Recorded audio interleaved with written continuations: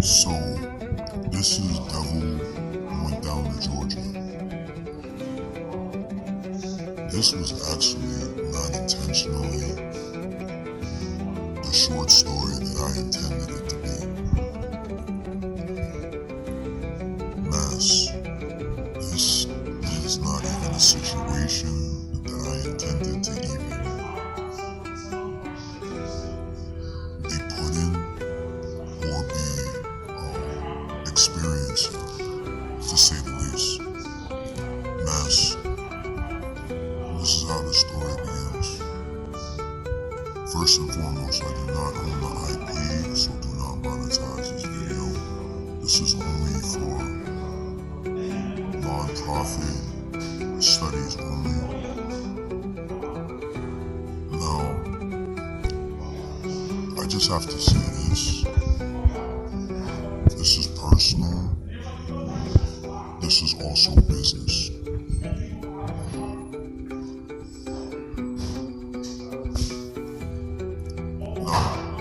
The person that you're seeing on the screen is someone that I'm familiar with, but someone that I'm not going to say I know inside out.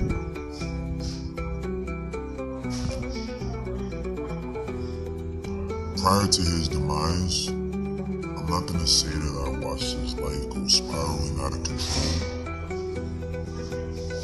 I'm going to say that I watched him transform in a good and also in a way that even I would say he himself didn't see himself coming to the kind of metamorphosis that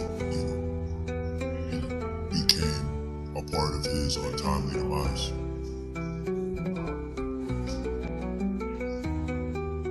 So I was in the Carnegie Public Library in Oakland,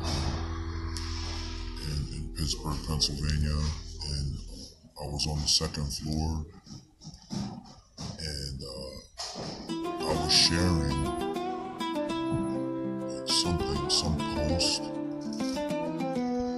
in my messenger, and someone that was a friend of, this person that you're seeing on the screen, a mutual friend, they got the post, and then which had nothing to do with this guy, but, they know that me and this person were both pursuing the music industry up until I decided to go to law school, and I put music on a hold, but never really stopped pursuing it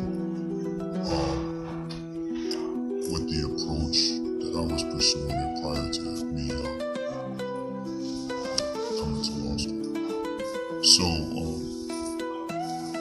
they responded to my message and they said, "Did you hear that this person passed away?" I'm like, "No, it's crazy." And they said, "Call me or text me," like that, so they could let me know the details. So, I'm not gonna really go into reasons why, but I was thinking more so they were gonna say something like he died of an overdose. It really surprised me because up until this point in my life, I can't really say that I know anybody close, like as far as a friend or a family member, that died from gun violence. Like, I can't really think, like, of anything that comes that's like fresh on my mind. Now, like, being exposed to the inner city that I have, I've lived in big cities like New York, Los Angeles, Miami, Atlanta, Chicago, whatever you want to call it, it doesn't matter. Even Newcastle, I know people like that have died from gun violence, but they were like close friends or acquaintances or anybody that I knew immediately. As far as I can think right now. So it was a shock. It was a huge shock, and it still hasn't really. I haven't fully processed it yet. I don't want to process it because it hurts, but you know what I'm saying? Like, as a guy, and just as anybody who, I don't know, I guess expresses themselves when it comes to emotional intelligence in a manner that you don't want to let people know that things are affecting you, because certain people will take advantage of your weakness. You know what I'm saying? And also, when you're in the middle of school, you know, I'm not the only person like that. You know, they say, well, I'm not going to think about this, or I'm not going to talk to anybody about this until after I graduate or after I get over this semester, because I got a lot of huge exams coming up, and this can alter your grade, this can make you want to drop out of school, it could make somebody who used to smoke weed go back to smoking weed, or somebody who didn't really want to be in law school before drop out of law school and say there's no sense, you know. But so, you know what I mean?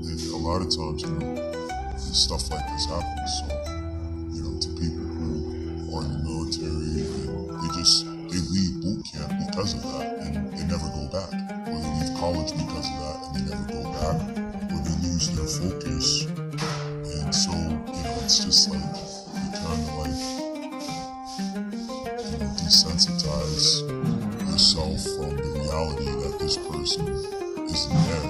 You know what I mean? Now,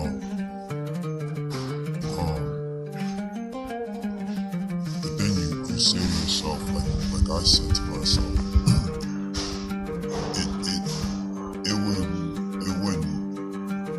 it would really be evidence that I didn't care about this guy as a friend, or I didn't look at him as anything more than somebody who was an engineer that helped me mix down my music and made my music sound better, or a catalyst to my success as far as a place to stay when I'm in Atlanta, or you know, just, you know, because, you know, even though he was like virtually like an apprentice, like an understudy of me, like he was, you know, at least 10 years younger than me, you know what I'm saying? He still enhanced a lot of what I did, not just as far as making my music sound 10 times better as an engineer, but insight, you know what I mean? Like, a lot of my insight came from guerrilla marketing. Me, you know, just putting myself in places where there's people, and, you know, just winging it. You know what I mean?